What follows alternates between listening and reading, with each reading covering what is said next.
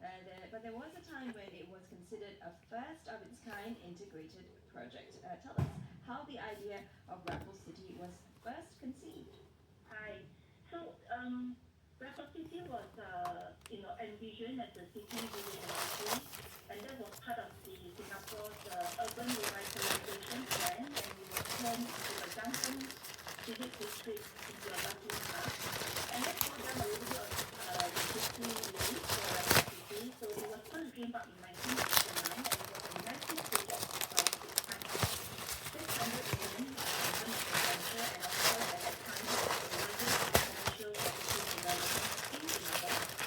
And very quickly, Raffles City was designed by the legendary architect IMK, and one of IMK's famous artwork was the Great Pyramid in Paris.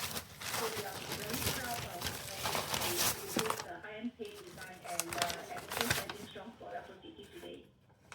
All right, you said that it was meant to be a city within a city. Tell us more about this vision for Raffles City at the time. What do you mean by a city within a city? Yeah, so it is designed to be a hub where we have commercial, hospitality, and corporate spaces, creating a property where it's very community engaged. And we have the two hotels. Okay. All right, Marianne, we also want to know, how it's been, it started in the 1980s, so it's been, almost a good 30 odd, maybe even 40 years. How has Raffles City evolved since it was first built in the 1980s? Well, we have took quite a transformation in the last few months, and we're not just a typical shopping mall.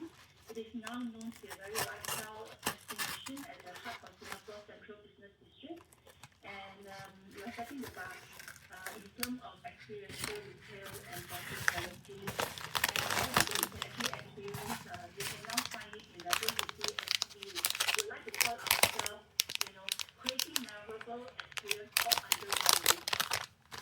Okay, could you give us some examples of these experiential retail experiences that people can go through and envision for Raffles City to attract more people? Yeah, sure. So, if we look at the current, we work with key tenants and key brands. For instance, we could share that, we have few first and flagship stores within Raffles City for the likes of Sephora and Gelang. Now they do a lot of bespoke makeup tutorials and skincare consultations. And with the recent upgrade at Raffles City, we also brought in big names like YSL Beauty. And you can see now that we also just launched the YSL Christmas initiative at Raffles City. And not forgetting also the F&B component. Very proud to have the world-renowned chef Andrea Chang, his newest concept on Brock, which will be opening soon before Christmas. Also with Mensho, right, the famous ramen from Tokyo, as well as for all the wine lovers out there, we have now the Vivino, which is the first global flagship for Vivino. It's also in Raffles City. And with all this, we intend to create more experiential and set us apart from, the rest of other malls in Singapore.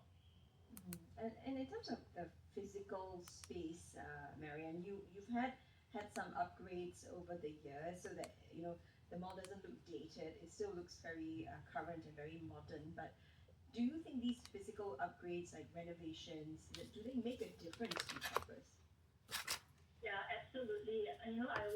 We always believe that when you enhance your property, there's only one thing in mind is, to do it to actually create an environment where people would love to come to Raffles City, and it's also to boost visitors and as well as our local shoppers, giving them a very memorable experience and a comfortable place to shop, and it will drive tenant sales and overall revenue.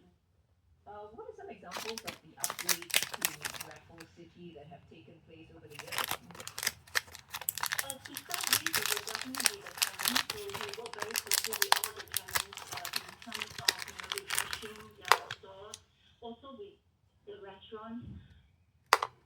example, we always have conversations like how you create the store very differently from the rest of all the other malls they have existence. And we are, happy that, there is a great collaboration that, everybody realized that why Raffles City has to be different.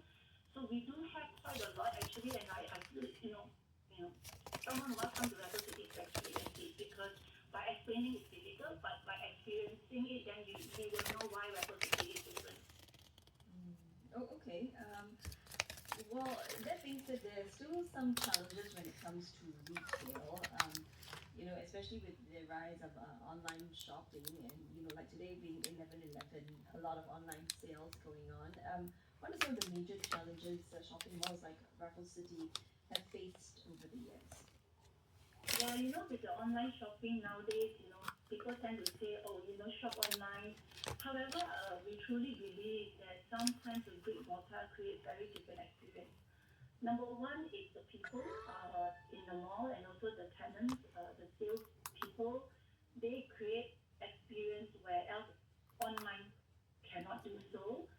And again, like where our strength in terms of managing a mall is to also work with the tenants, with the sales team.